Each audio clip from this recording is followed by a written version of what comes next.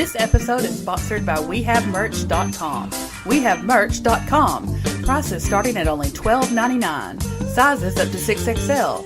17 different shirt designs. Buy 2 shirts and get a bigger discount. Anybody that buys 3 shirts gets a 10-minute guest spot on Cool Kids Countdown. Buy one now. This episode is also sponsored by the following.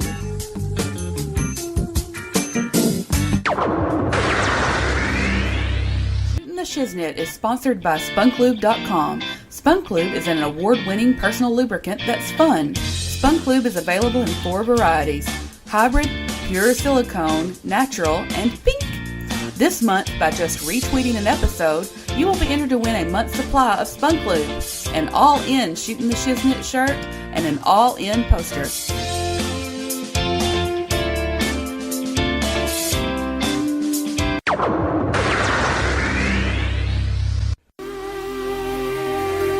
Hostile Championship Wrestling presents Fall Brawl 2018 on October 6th in Kennett, Missouri. Doors open at 6, bell time 7:30. Event will be held at the American Legion Building, 1615 1st Street. Featuring WWE Hall of Famer Coco Beware, Memphis wrestling icon Bill Superstar Dundee, All-In sensation Marco Stunt, along with stars such as Austin Lane, Missouri Bad Boys, Naughty by Nature Rude.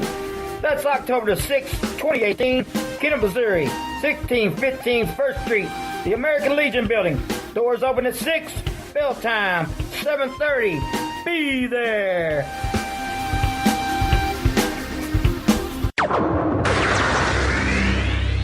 Have you listened to last week's episode, the week before, or all the episodes? By the way, all of them are at www.stspod.club and all of the fine podcast players. Now on with the show.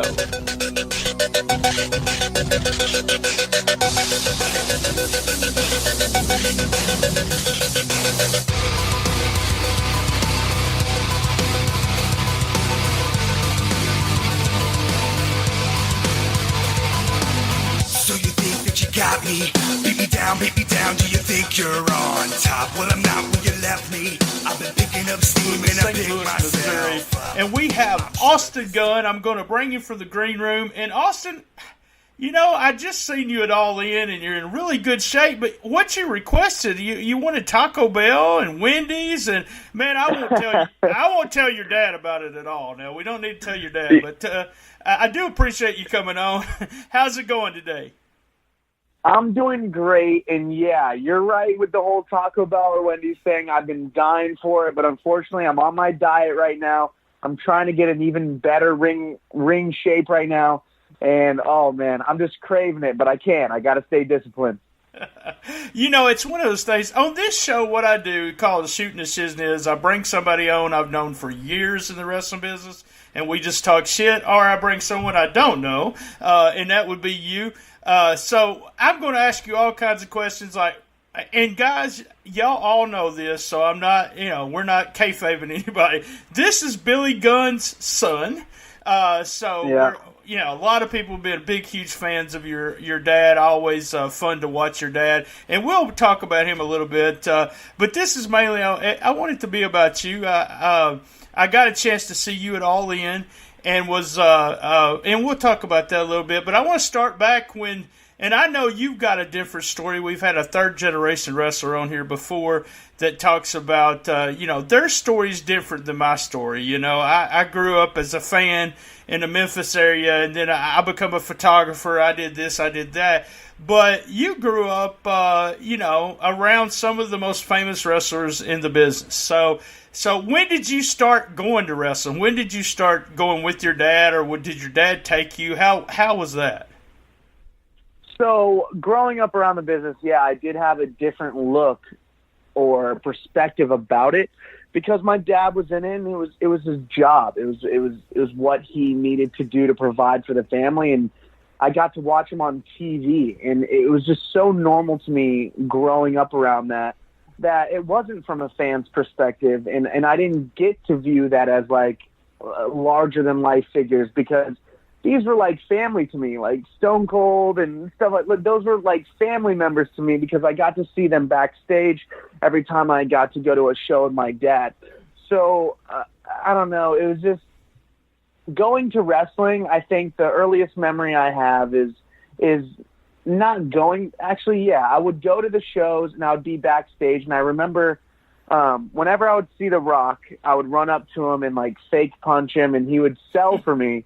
And I would give him a Stone Cold Stunner. And then when I would see D'Lo Brown, I would do the same thing. I would go up to him and I would Stone Cold Stunner him. And it was just like, yeah.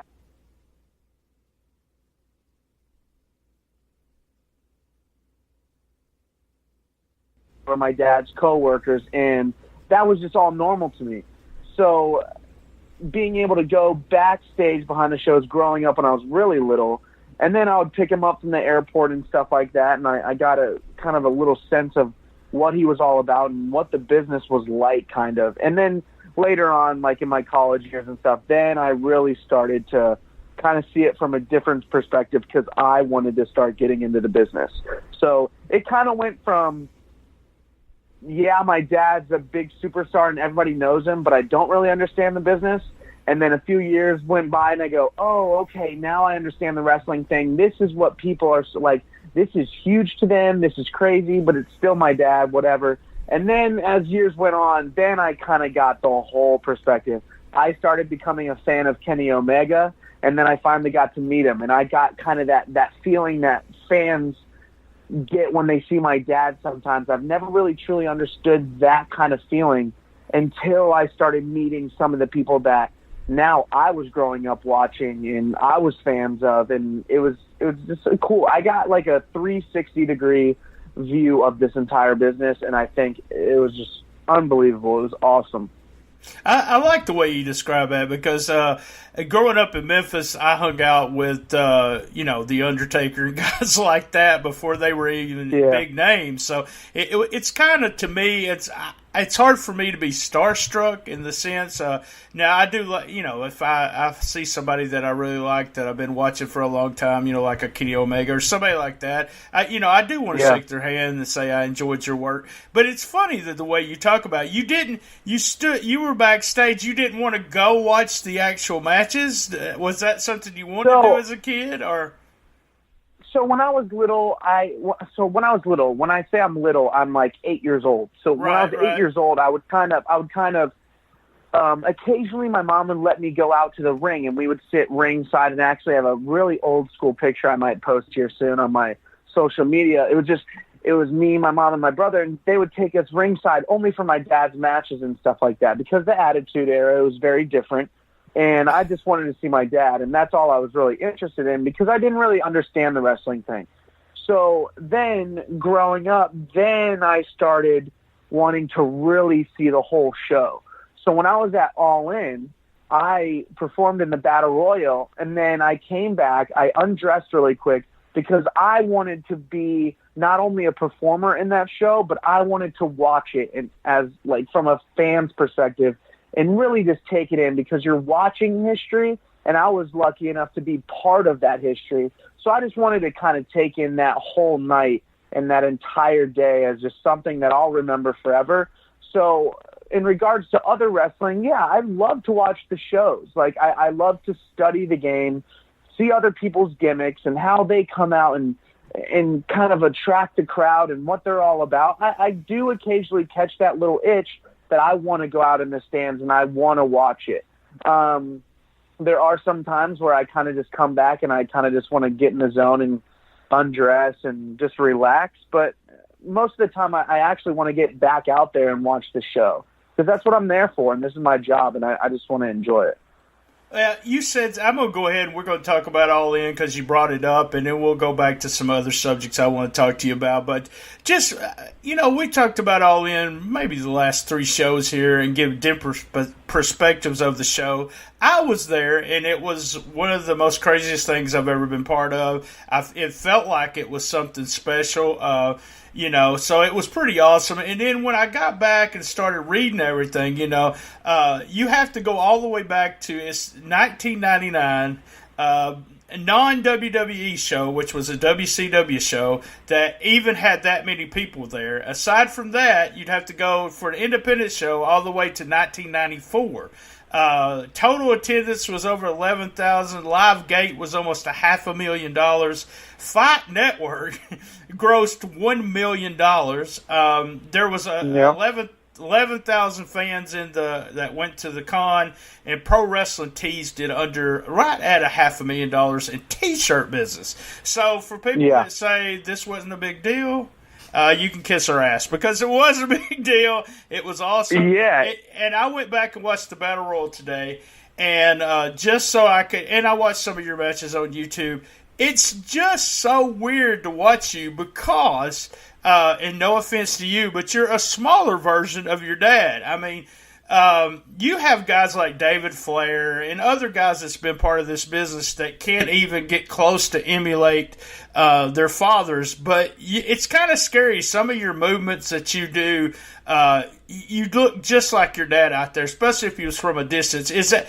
I know it's probably something you tried to do, but was it something you tried to do, or just it's just natural? That's what happened. Yeah, that's the funny thing about all of this, is that I don't try to do that.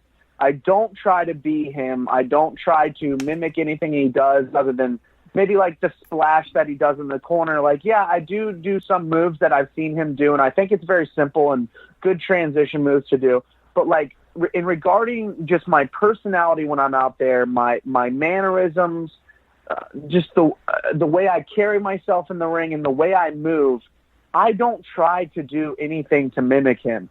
That's just me being me, and it just so happens to be an identical version of just my dad. And it's wild to me, because I do look at my matches sometimes when I'm trying to look back and see some things that I can fix, or if I'm watching film with him or something.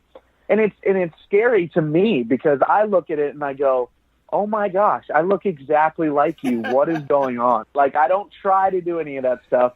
But yeah, everything in the ring, when I'm doing it, it just comes natural, and I do what comes natural to me. I don't try to force anything or try to do something I've seen on TV. But I've been watching my dad since I was very little.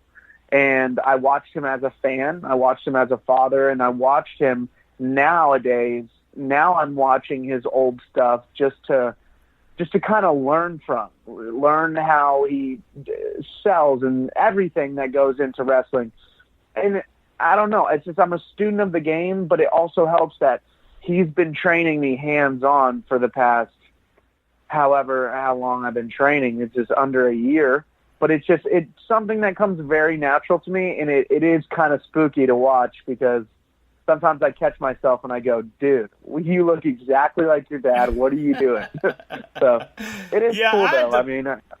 Your punches are just, and some of the thing about it is the way that your head moves and stuff like that. And something you talked about studying his matches, something I noticed about you, and I knew you hadn't been in the business very long, and I know that was could have been, All In had to be a highlight of your career so far. But something I noticed you were doing that still a lot of people don't do it a lot, is that when you were taking the heat, you were still fighting back. A lot of guys just get beat up, and they don't try to come back at any time. So you weren't cutting him off. You weren't cutting the heel off at all. You were still coming back. You were still having babyface fire. You were still coming toward the guy.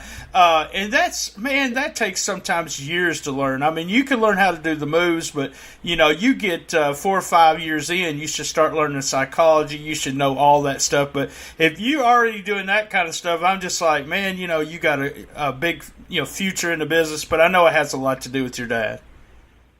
Yeah, and I thank you very much for that compliment. But yeah, it's like it's crazy how natural it comes to me, and I'm kind of mind blown of how fast I'm developing in this business, and how it's just, I go to different schools to train sometimes with my dad to do seminars and stuff like that, and it's just, I'm surrounded by people that have been doing this for years, right?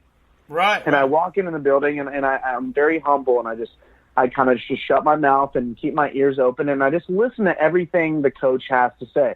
whether it's my dad, whether it's Bubba Ray Dudley, whether it's Devon, whether it's anybody I'm around, Al Snow at OVW, whatever it is. It's just I take in everything, and I study it. I sit on it for a little bit, and then I'll just emulate that in the ring, and it doesn't take me but more than one time to learn something, and then I'll either never do it again or I'll learn from it and go, okay, I'll never do that again, or I'll fix this or whatever. It's just very natural, and I've always been an athlete, so I've been coached my entire life from lacrosse, football, basketball, whatever it is, and it's just I'm very good at listening. I'm very coachable, so it's coming very, very natural to me, and it's just kind of scary how fast this is all going. But yeah, it's just the psychology aspect of it is what comes to me more natural than the wrestling part of it. And I mean, I know I'm not that far behind in the wrestling part because that comes very easily too. But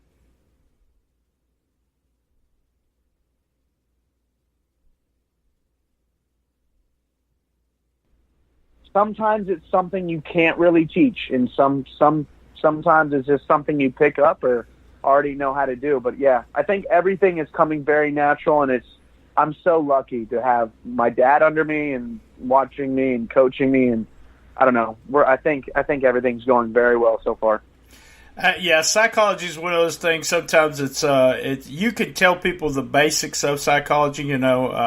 When it comes to a tag or a single, you get your shine. Bayface gets the shine. Heel gets their heat. Make the comeback. Boom, boom, boom. That was always one of my favorite phrases. Boom, boom, boom. So, whatever, you can do that. Or it's time for the hot tag. Go to the hot tag. You can go over the basics, but there is a stage there when you go to you're doing the psychology, and coming in and out of it and not killing yourself. And that surprised me more than anything when I saw you, except for you looking exactly like your dad. So we're going to take a quick commercial break, and we'll be right back with Austin Gunn. Shiznit is sponsored by SpunkLube.com. SpunkLube is an award-winning personal lubricant that's fun. SpunkLube is available in 4 varieties: hybrid, pure silicone, natural, and pink. This month, by just retweeting an episode, you will be entered to win a month's supply of SpunkLube, an all-in Shooting the Shiznit shirt, and an all-in poster.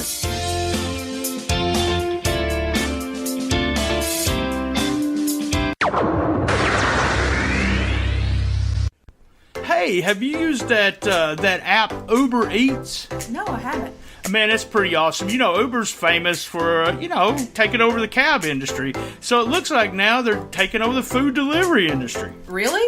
Yeah, what you can do is you can download the app, and you can order from tons of places. I actually ordered from McDonald's today, got a 20-piece McNugget delivered to my house. That sounds amazing. Oh, it's awesome. The big thing is that you can put in a code that I provide for you, and you'll get $5 off your first order. $5? Wow. Yes, a whole $5. It's EATS Brian T 24790UE. That's Eats Brian BRIANT 24790UE. Put that code in, you get $5 off. That's awesome. I'm so excited. All right, guys, download the app, put in the code, and save $5 on Uber Eats.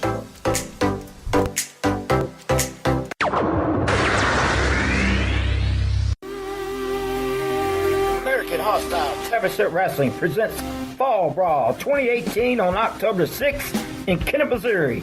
Doors open at 6, bell time 7:30. Event will be held at the American Legion Building, 1615 1st Street. Featuring WWE Hall of Famer Coco Beware, Memphis wrestling icon Bill Superstar Dundee, All-In sensation Marco Stunt, along with stars such as Austin Lane, Missouri Bad Boys, Naughty by Nature Rude. That's October the 6th, 2018, Kennett, Missouri, 1615 1st Street, the American Legion Building. Doors open at 6, bell time 7:30. Be there.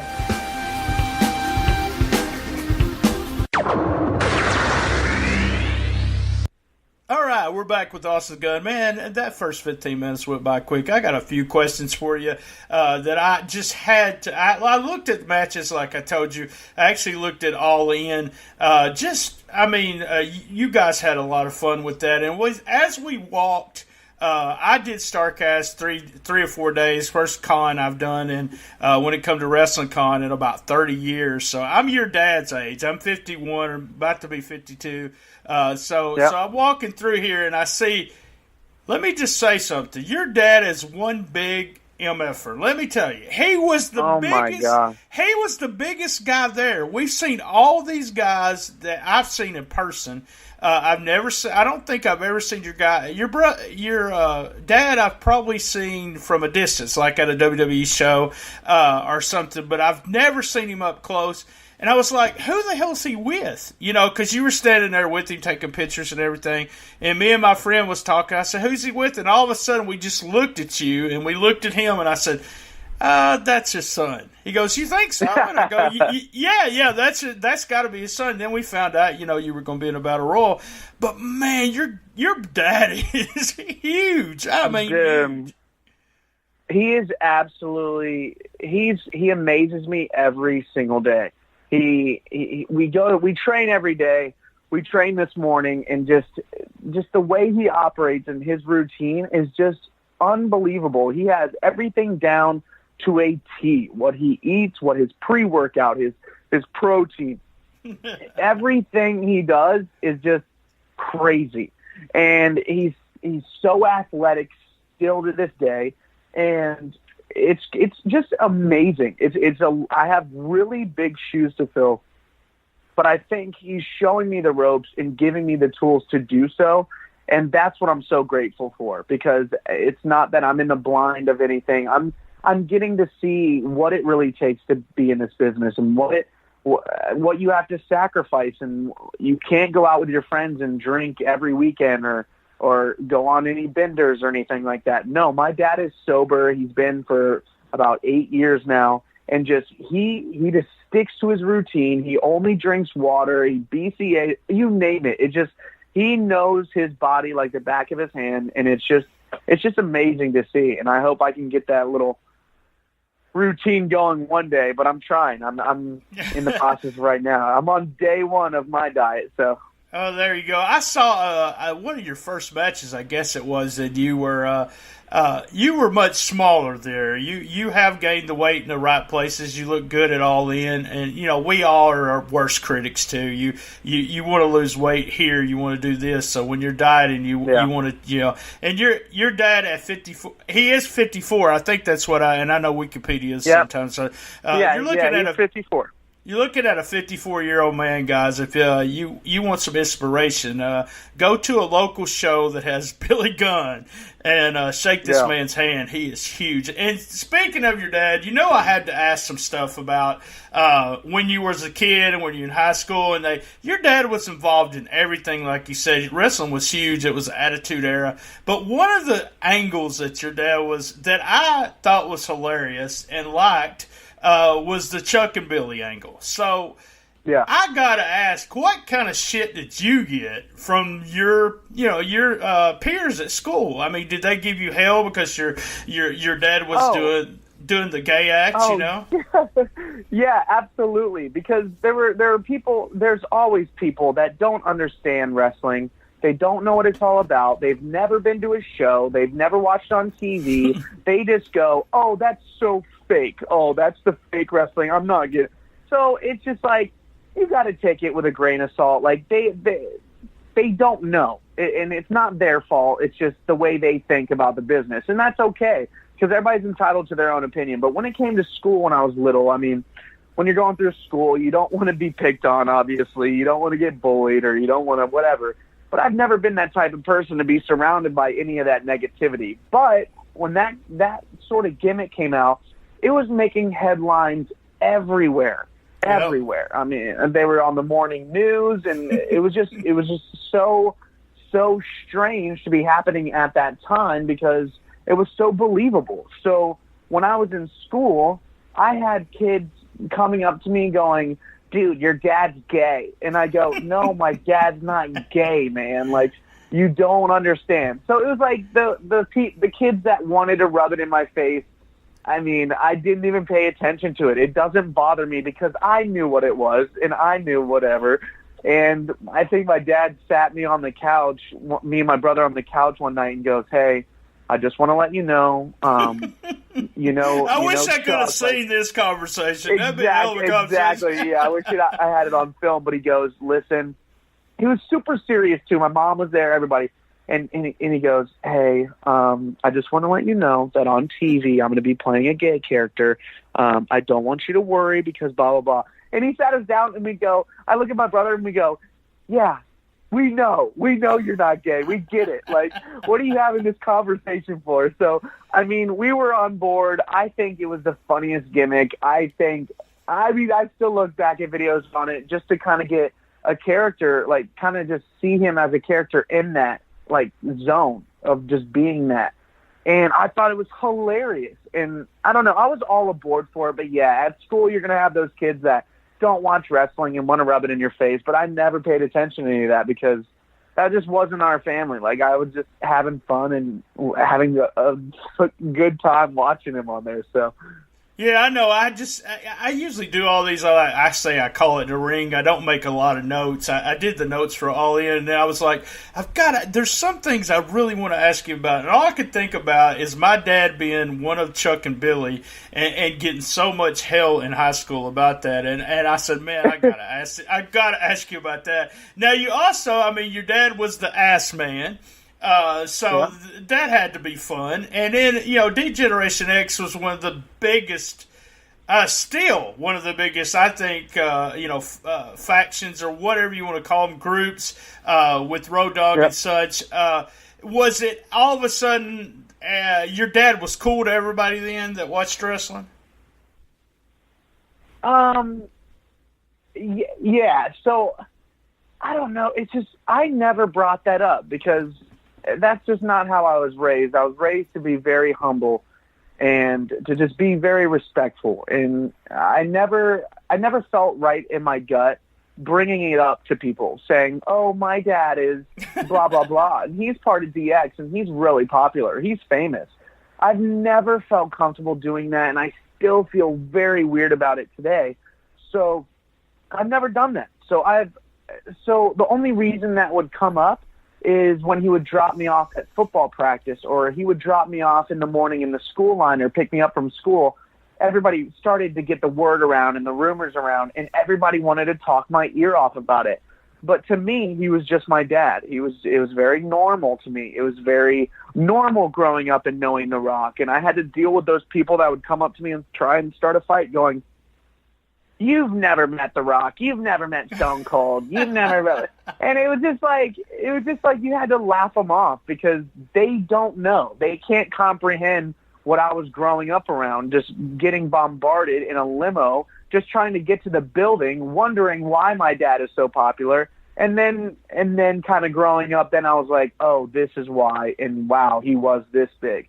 So it was just, yeah, you had to deal with those people anywhere you go that just either don't know the business and want to just put their 2 cents in, like you care anyways, or the people that know the business and want to talk your ear off about it. And it's kind of just, I don't know, I'm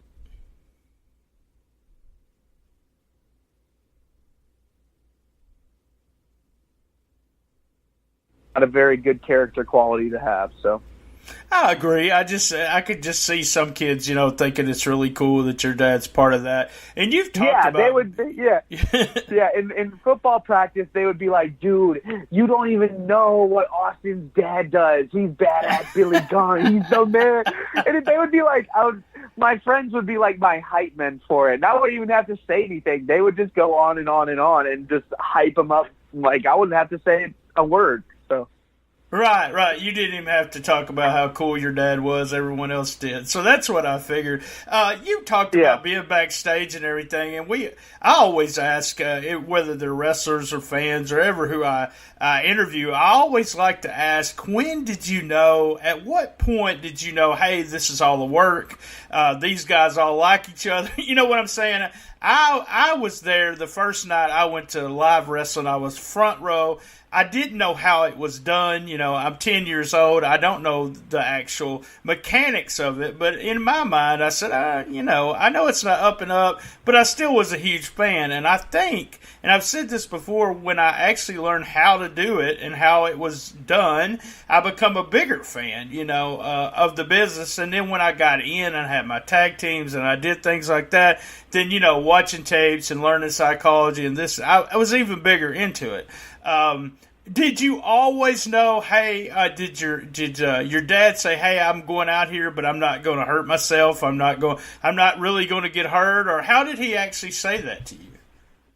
I think it was.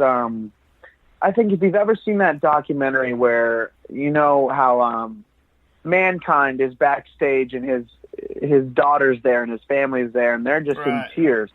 I don't know if you've ever seen that documentary, but it's like. It's super real to them, and it was very real to them. But he would always reassure them that it was just fake and that he was okay, Daddy's okay.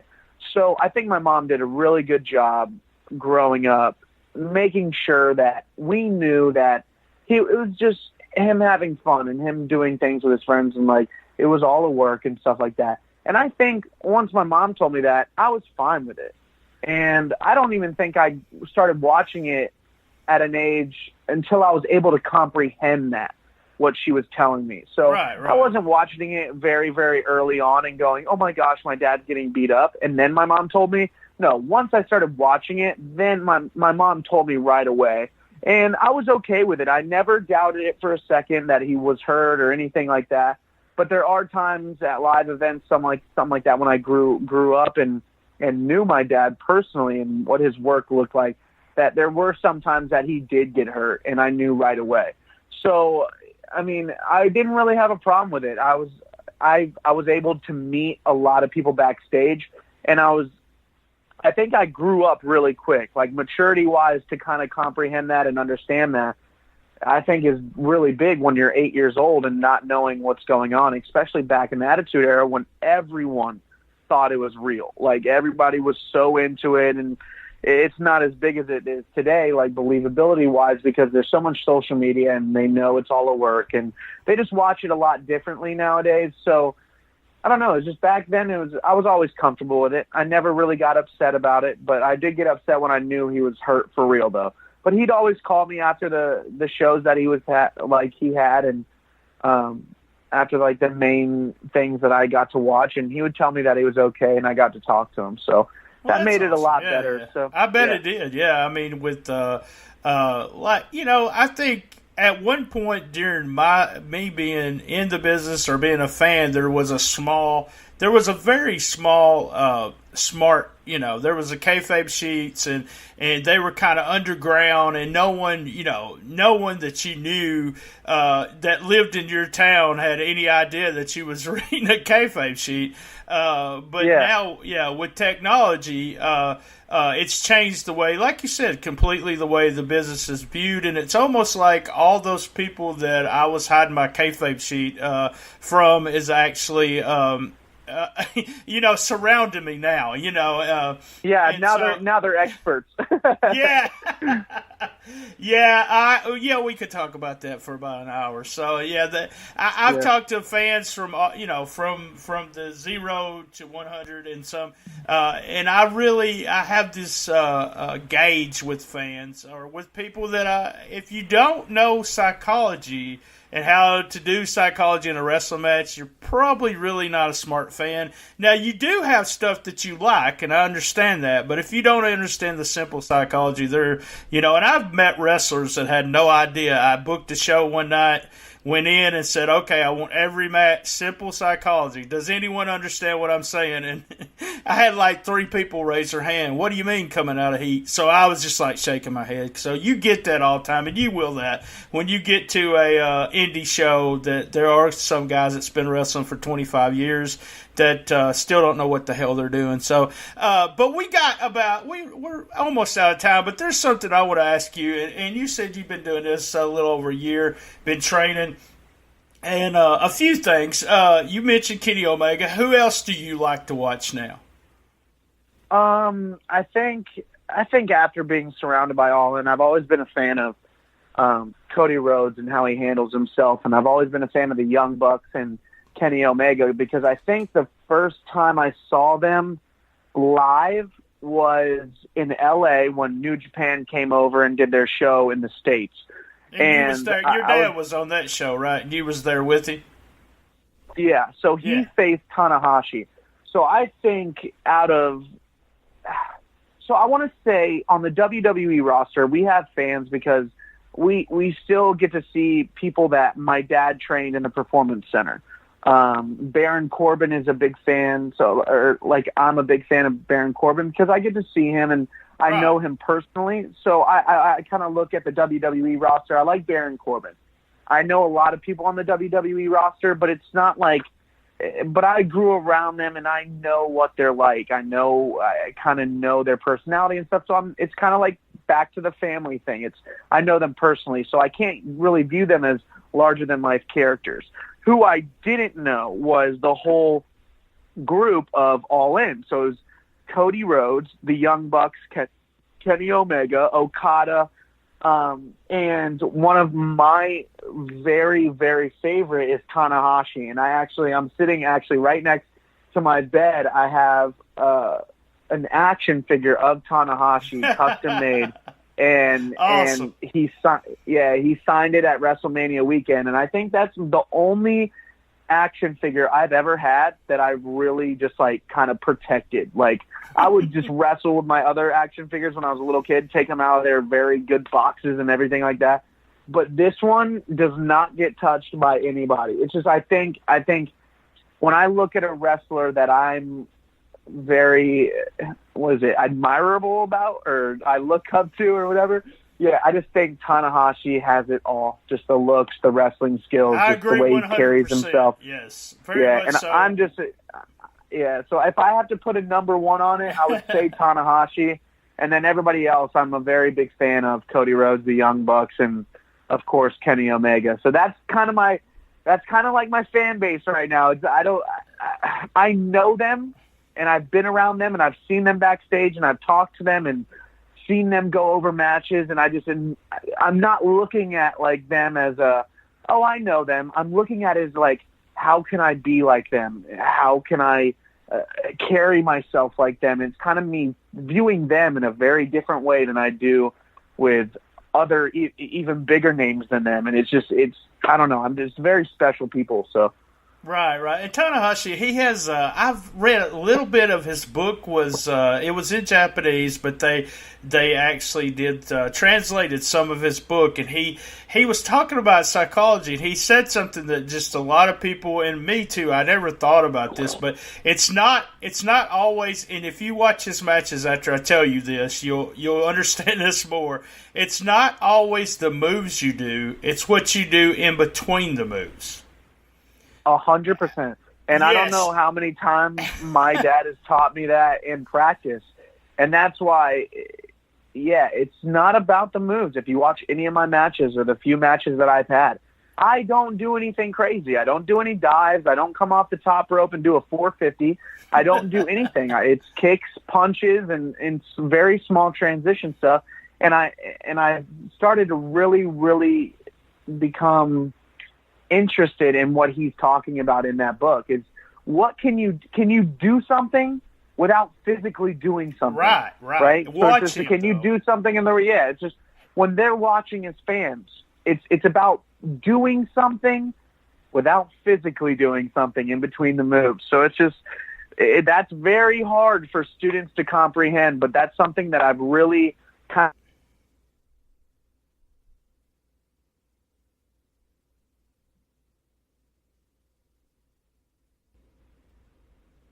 Yeah, I mean, that's one of those things where you just can't really teach. You just have to see what you do, and, it's either And New Japan does, I've really noticed some of their bigger matches, they do a lot more of that, where there's, and you'll have an old-timey Jim Ross, which, no offense to Jim Ross, but he'll say, why are they waiting? Why are they waiting? And he doesn't get that's what New Japan, that's kind of their psychology. They wait and want you to anticipate the next move. So, yeah, and okay, so we're going to end it here, but I want to ask you, where do you, also, I forgot to ask, Austin, did you get your name Austin from Steve Austin? Did your dad name you after Steve Austin, or was that a family name? No, I think the name they wanted to call me was Ty, T-Y. But then at the last minute, they switched it to Austin. So it's me, Austin, and then my older brother, Colton. And when I got into the business, I go, well, I don't really want to I don't see myself as anybody else. Like, I don't see myself as a Skylar Gunn or like anything crazy. It's just, I just went with Austin Gunn and I wanted to see how people would react to it. And I'm not in the stage of my career where, well, actually I am now, but back then I wasn't in the stage of my career where I needed to work on my character or anything like that, name or anything. I just wanted to, I was in practice and still like that. So it's just stuck for now. Austin Gunn for now, and I just ordered my new gear, and it's coming, so I can kind of get away from the pink lips gimmick and try to be my own person now. So, yeah, it's exciting. That is going to be kind of hard since your dad is Billy Gunn, but there we go. I mean, and also, I mean, if me and you, we do another podcast, this is the 150th. It's a huge milestone for us. We putting out 2 episodes a week for many weeks, it feels like. And if I talk to you on episode 300, another year and a half or 2 years from now, what do you want to be? What do you want me to be talking about you? Where do you want to be? Where do you see your life? That sounds like a preacher or something, but where do you see your life at or your career at, fast forward about 2 years from now? I want to be better than what you expected me to be. And I want to be having fun. That's it. I want to have fun in this business, but I also want to prove those people wrong that think I won't be able to live up in those shoes or be able to fill that position of having that Gunn as my last name. Even though I'm getting away from the pink shorts, I'll still be rocking the Gunn name. And I'll be living up to it. And I just want to be better than what everybody else expects me to be. I want to be better than that. So awesome. You can't ask for anything. Now that we're going to put all your shit over, so tell us how we can reach you on social media so they can get out and buy a T-shirt or follow you on Twitter or whatever. Give them all the information. Yeah, absolutely. So my social media accounts, I only use really Instagram and Twitter, and both of those are under Austin Gunn, Gunn as the last name, of course. But those are the 2 only social media accounts. You can follow me and keep up with all my new gear coming out, my my show dates, my training, and all that kind of stuff. And then you can go over to Pro Wrestling Tees. I'm just releasing this week. I'll be releasing a teaser in Pro Wrestling Tees, a new shirt that kind of teases my new gear that's coming at the end of the month and kind of the direction of what I want to do with my character and still live up to that Gunn name and have it visible. But I'm getting away from the lips, but you guys just have to stay tuned and follow me on there to see it happen. So yeah, so Instagram and Twitter, and then Pro Wrestling Tees for sure. Just look up Austin Gunn and all my stuff comes up. Awesome. Thank you, Austin. I just want to warn you, I got a catchphrase. So, same bad time, same bad channel on the best little wrestling podcast in the business. Be there. I love my mama. See, I even got you to laugh on that one, so. Thank you for joining us. Another great episode of Shooting the Shiznit. That's right. Always we're looking for contestants for Who Wants to Be the Best Shiznitter Ever. Reminder, we have merch.com. Shirts at $12.99. and sizes up to 6XL. A big shout out to our sponsor, spunklube.com, for providing our shirts for All In and sponsoring the show this month. We do have Patreon. You can go to Shooting the Shiznit. We're looking for 10, that's right, 10 people to be Patreons, and then we'll start putting up some material up there. A big shout out and a thank you to Bob McGee at Pro Wrestling's Between the Sheets, Gene Jackson at localstolegends.com, Sean Garmer at Wrestling to Max website, and also Wrestling News Center. You can reach me at Comic Book Mark BT on Twitter, at BT Shooting the Shiznit. Facebook, you'll find the Shooting the Shiznit page, and also the Cool Kids Wrestling and MMA Talk Facebook group. You can listen to all the archives at stspod.club, or we're on iTunes, Stitcher, Player FM, Podcast Addict, Spreaker, did I say Spreaker, Stitcher, and all the other podcast players. A shout out to Creative Control. That's right, Creative Control with JoJo. He's also on Keeping It 100, some of my favorite podcasts, and my buddy P3 Radio with Max. That's right. 2 non-wrestling podcasts. That's Who's Right Podcast and Po Boys Podcast. Check them out. Thank you, and good night.